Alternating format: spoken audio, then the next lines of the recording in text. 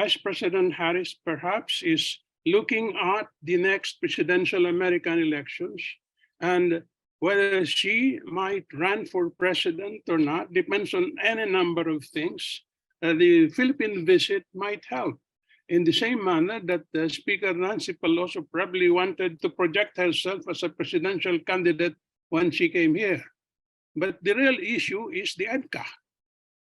Now, I agree with what I've heard so far, that we have to let go of the EDCA. I share the view of Butch Valdez, and did Harris say the same thing, that this is unconstitutional. Under our Constitution, no international agreement is valid unless and until ratified by the Philippine government with the concurrence of the Senate, with its 2/3 vote at least. And you have the Section 25 of Article 18, which says that after the expiration in 1991 of the agreement between the Philippines and the United States concerning military bases, foreign troops, and facilities shall not be allowed in the Philippines except under a treaty, duly concurred in by the Senate, and when Congress so requires, ratified by a majority of the votes cast by the people in a national referendum held for that purpose and recognized by the other contracting state as a treaty. Two constitutional provisions, which EDCA bypassed in 2014. The term used is agreed locations. This, I believe, is a euphemism for bases.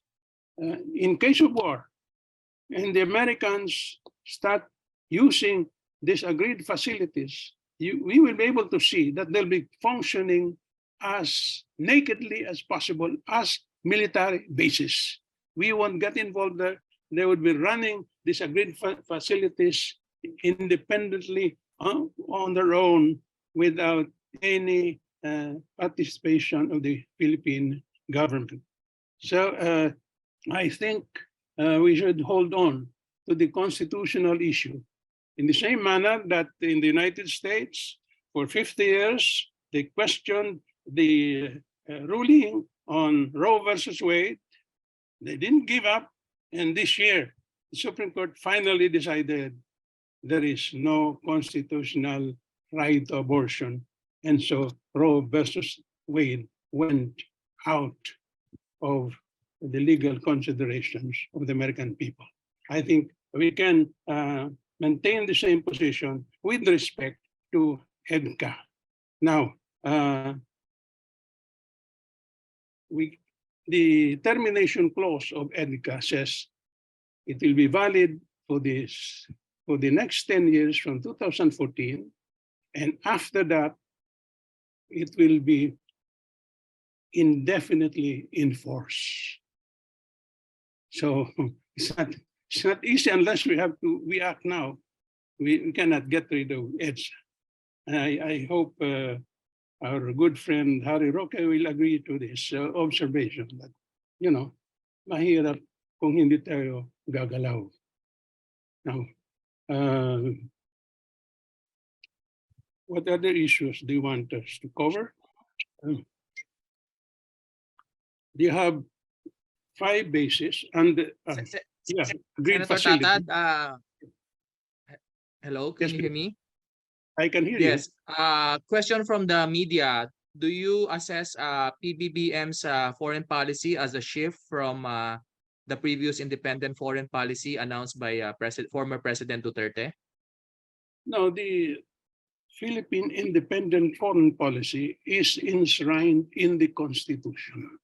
It is in the Constitution long before President Duterte became president. President Duterte made a point of stressing this particular provision more strongly than any other president had. But President Bongbong has reiterated it in his own way by saying the Philippines will be a friend to all, an enemy to none. That is a statement of independence. And I don't believe he's shifting from that. He has received Vice President Harris, and I hope she's having a good visit.